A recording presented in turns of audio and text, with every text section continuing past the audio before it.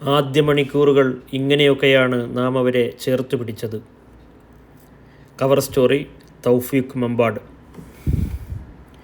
2024 August 1 ചൊവ്വ. അന്നോളം സാക്ഷിയായിട്ടില്ലാത്ത വലിയ ദുരന്തത്തിൻ്റെ വാർത്തയിലേക്കാണ് അന്ന് കേരളം ഉണർന്നത്.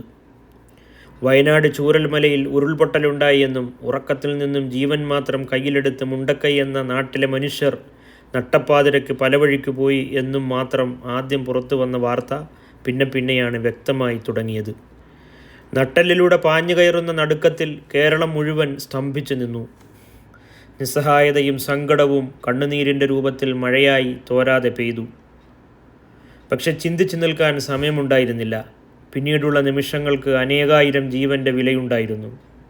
മനുഷ്യനെ കൊണ്ടാവുന്നതിൻ്റെ ഏറ്റവും വേഗത്തിൽ ഏറ്റവും നന്നായി സഹായമെത്തിക്കുക എന്നതായിരുന്നു നമുക്ക് മുന്നിലുണ്ടായിരുന്നത്.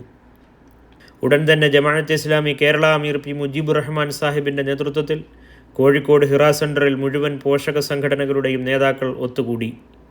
പിന്നീട് നടന്നതിനെല്ലാം കാറ്റിൻ്റെ വേഗമായിരുന്നു. ദുരന്തഭൂമിയിൽ ചെയ്യേണ്ട കാര്യങ്ങളെല്ലാം ഒന്നൊന്നായി ഒന്നും വിട്ടുപോകാതെ ആലോചിച്ചു.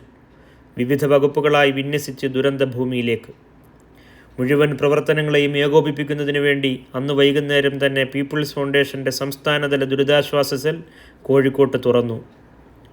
സംസ്ഥാന സെല്ലിന് കീഴിൽ മേപ്പാടിയിലും നിലമ്പൂരും കേന്ദ്രീകരിച്ച് 2 ദുരിതാശ്വാസ സെല്ലുകൾ ഉടനടി പ്രവർത്തനം ആരംഭിച്ചു.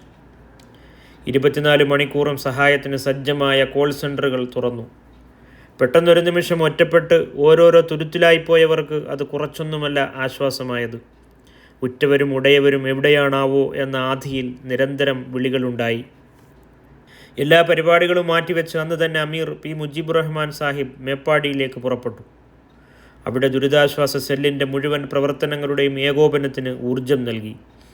തൊട്ടടുത്ത ദിവസം ദുരിതബാധിത പ്രദേശങ്ങൾ അദ്ദേഹം സന്ദർശിച്ചു. ദുരിതാശ്വാസ ക്യാമ്പിലെത്തി അവിടെയുള്ളവരെ സാന്ത്വനിപ്പിച്ചു. അവർക്ക് എന്തെല്ലാമാണ് വേണ്ടതെന്ന് ചോദിച്ചും കണ്ടും അറിഞ്ഞു. എണ്ണയിട്ട യന്ത്രം കണക്കെ വളണ്ടിയർമാർ കർമ്മനിരതരായി. ഉടുത്ത തുണിയല്ലാതെ മറ്റെല്ലാം നഷ്ടപ്പെട്ടവരാണ് ദുരന്തഭൂമിയിലുള്ളത്. ഒരുക്കി വെച്ചതെല്ലാം ഒലിച്ചുപോയവർ, വീടുകളിൽ വെള്ളം കയറി തൽക്കാലം കുറച്ച് ദിവസത്തേക്ക് ദുരിതാശ്വാസ ക്യാമ്പുകളിൽ കഴിയുന്ന പതിവ് പ്രളയകാലമായിരുന്നില്ല ഇത്. വീട്, മനുഷ്യർ, മൃഗങ്ങൾ, ആരാധനാലയങ്ങൾ, വിദ്യാലയങ്ങൾ, നാട്, നാട്ടുകാർ എല്ലാം ഒരു രാത്രി ഇരുട്ടി വെളുക്കും മുമ്പ് ഭൂമുഖത്ത് നിന്നില്ലാതെയായി. ഒരുമിച്ചൊരു വീട്ടിൽ കിടന്നുറങ്ങിയവർ പല വഴിയിൽ ചിതറി കാണാതെയായി. മനസ്സും ശരീരവും നടുങ്ങിയ മനുഷ്യരെ മരണത്തിൻ്റെ കയത്തിൽ നിന്ന് ജീവിതത്തിൻ്റെ തീരത്തേക്ക് കൈപിടിച്ചുയർത്താനുള്ള അടിസ്ഥാന ആവശ്യങ്ങളിലേക്കാണ് പീപ്പിൾസ് ഫൗണ്ടേഷൻ ശ്രദ്ധ തിരിച്ചത്. അടിസ്ഥാന ആവശ്യങ്ങൾ ഉൾക്കൊള്ളുന്ന എമർജൻസി കിറ്റ് ശേഖരിക്കാൻ ചൊവ്വാഴ്ച ഉച്ചയ്ക്ക് തന്നെ സംവിധാനങ്ങൾ ഒരുക്കി. ദുരിതാശ്വാസ പ്രവർത്തനങ്ങൾ എന്ന് കേൾക്കുമ്പോൾ ആദ്യം മനസ്സിലേക്ക് കയറി വരിക വസ്ത്രം, ഭക്ഷണം, വൈദ്യസഹായം തുടങ്ങിയവയാണ്. പൊതുവെ എല്ലാവരും അതിലായിരിക്കും ശ്രദ്ധ കേന്ദ്രീകരിക്കുക. അത്തരം അടിസ്ഥാന ആവശ്യങ്ങൾക്കുള്ള സൗകര്യങ്ങൾ ഒരുക്കിയതോടൊപ്പം തന്നെ ദുരിതാശ്വാസ ക്യാമ്പുകളിൽ ആരും പെട്ടെന്ന് ശ്രദ്ധിക്കാത്ത മേഖലകളിലും പീപ്പിൾസ് ഫൗണ്ടേഷൻ ഇടപെടൽ നടത്തി.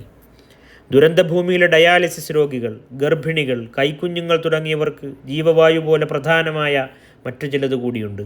അത് മനസ്സിലാക്കി ഡയാലിസിസ് രോഗികൾക്കുള്ള പ്രത്യേക പരിചരണം, കൈക്കുഞ്ഞുങ്ങളുമായി പ്രയാസപ്പെടുന്ന മാതാക്കൾക്ക് ആവശ്യമായ തൊട്ടിൽ, ഗർഭിണികളായ സ്ത്രീകൾക്ക് പ്രത്യേക വീടും പരിചരണവും നൽകൽ തുടങ്ങിയവയ്ക്കുള്ള സംവിധാനങ്ങൾ ദുരിതാശ്വാസ സെൽ ഒരുക്കി. ഈ പരീക്ഷണ ദിവസങ്ങളിൽ മനസ്സിന് സമാധാനം തരുന്ന മറ്റൊരു കാഴ്ച കൂടിയുണ്ട്.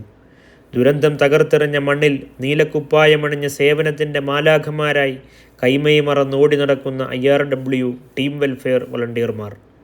രക്ഷാപ്രവർത്തനത്തിന് പരിശീലനം ലഭിച്ചവർക്ക് മാത്രമേ മുണ്ടക്കൈ ചൂരൽമല ദുരന്തഭൂമിയിൽ റെസ്ക്യൂ പ്രവർത്തനം സാധിക്കുമായിരുന്നുള്ളൂ.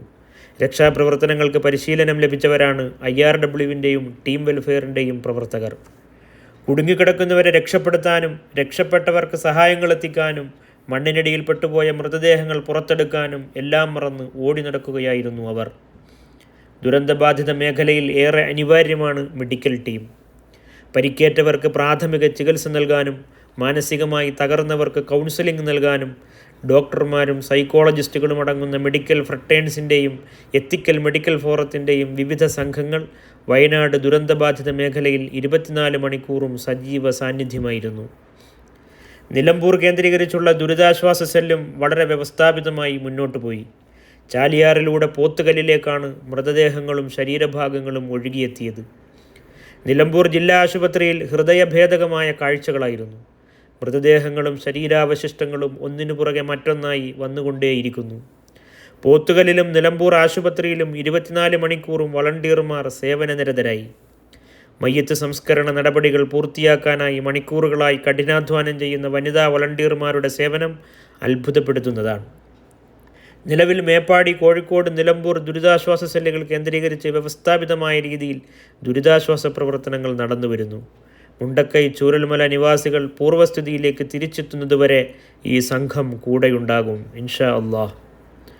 സോളിഡാരിറ്റി ജനറൽ സെക്രട്ടറിയാണ് ലേഖകൻ. ദുരിതാശ്വാസ സെല്ലിൻ്റെ സംസ്ഥാന ജനറൽ സെക്രട്ടറിയുമാണ്.